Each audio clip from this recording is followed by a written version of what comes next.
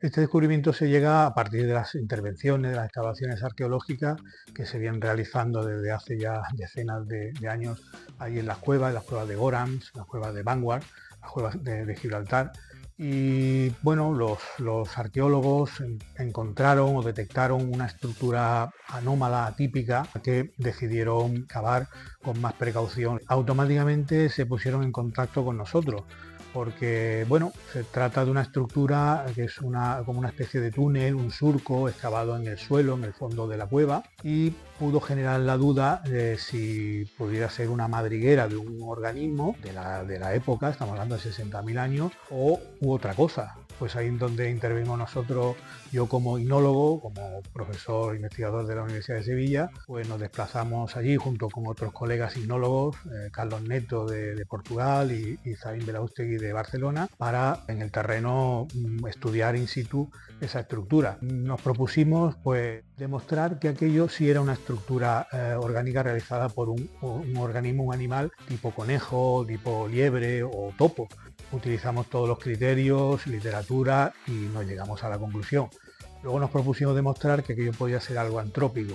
Efectivamente, resultó ser algo antrópico que, junto con los datos a posteriori ya geoquímicos, mineralógicos y de otra índole, pues demostraron ser que era una estructura industrial realizada por los neandertales. Queremos pensar que la primera opción, la primera decisión, pues fue nuestra, de decidir si aquello era o no era una estructura industrial.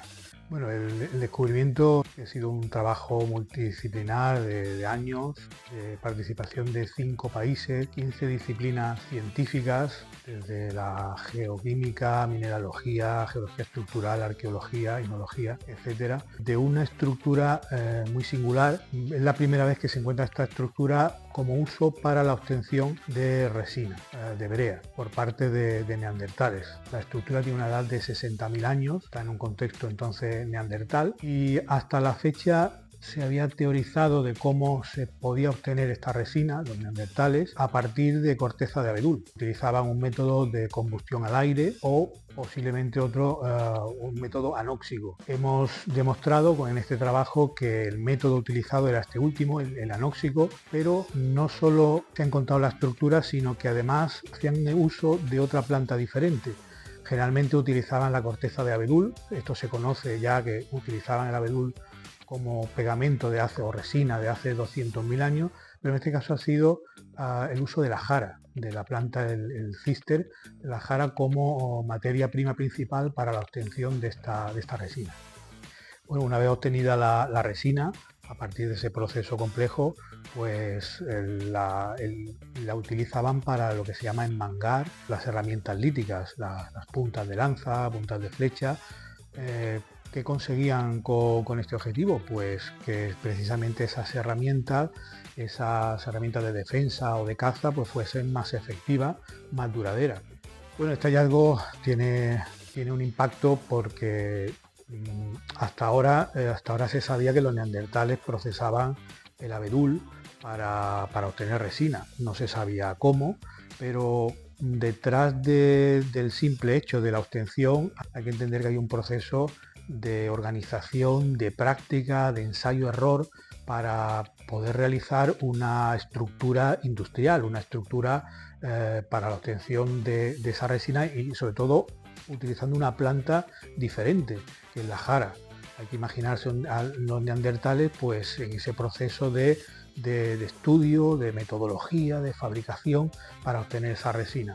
Esto lo hemos corroborado también con la arqueología experimental, realizada por colegas arqueólogos portugueses, dando unos resultados espectaculares. Es decir, esto demuestra que los neandertales no son estos primos nuestros tan embrutecidos como pensábamos, sino que tienen una alta capacidad cognitiva en cuanto a la realización, en este caso, de estructuras complejas como la encontrada en Gibraltar. Pensamos que están organizados en el conjunto de hallazgos que se ha realizado en los neandertales. Allí mismo en Gibraltar, en una de las cuevas, realizaron una simbología en las paredes a través de piedras, el famoso hashtag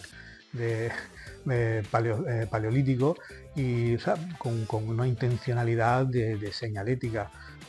igual se sabe que tenían capacidad de buceo, de pesca, podían utilizar posiblemente esta resina también para usos medicinales también, como se ha utilizado luego en otros periodos históricos. Es decir, los neandertales no son esa imagen popular de embrutecidos o como hemos escuchado recientemente en la televisión, que se comporta como un neandertal. A mí particularmente me ofende porque creo que son nuestros primos, tenemos genética neandertal, cerca de un 6% de nuestros genes son neandertales y creo que eran unos humanos muy similares al Homo sapiens, que luego fue cuando se encontraron, hibridaron y apareció ya nuestra especie. Bueno, los rasgos neandertales así más característicos en cuanto a los rasgos craneales, pues son los arcos oculares prominentes, tenían una nariz también bastante amplia en comparación con lo que era el Homo sapiens y la mandíbula inferior también robusta. En cuanto a la capacidad craneal era igual o incluso algo mayor que el Homo sapiens. Se sabe que en adultos hombres había dimorfismo, podían alcanzar hasta el 1,80 m de altura, lo cual bueno, significa que una especie muy bien adaptada al medio donde se desarrolla. Se sabe que llegan a Europa hace 300.000 años y bueno, son los únicos humanos que vivieron durante decenas de miles de años hasta la llegada del Homo sapiens, donde se produjo esa hibridación, y luego en Asia también hibridaron con los denisovanos. Se sabe que hubo ese cruce gracias a los estudios genéticos, pero los rasgos principales podríamos decir que son estos.